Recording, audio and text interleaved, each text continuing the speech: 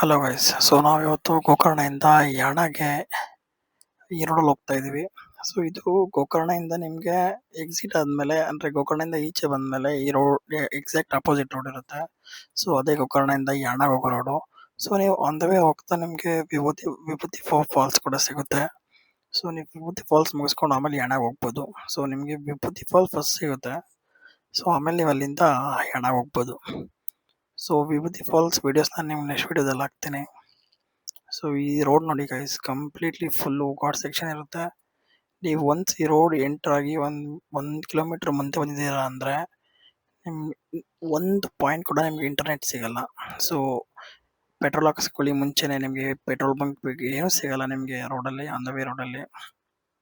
So ಮುಂಚೆನೆ ಈ ರೋಡ್ಗೆ ಎಂಟರ್ ಆಗೋಕ್ಕಿಂತ ಮುಂಚೆ ಆಲ್ಮೋಸ್ಟ್ 35 ಕಿಲೋಮೀಟರ್ಸ್ ಇದೆ from Gokarna to Yana.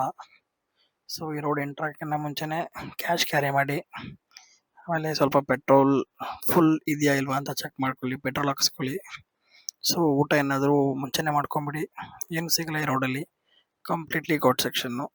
So monsoon ಎಲ್ಲ ಚೆನ್ನಾಗಿರುತ್ತೆ. So okay guys, scenic enjoy ಮಾಡಿ, ಅದು ಒಳ್ಳೆ ಮ್ಯೂಸಿಕ್ ಹಾಕ್ತೀನಿ.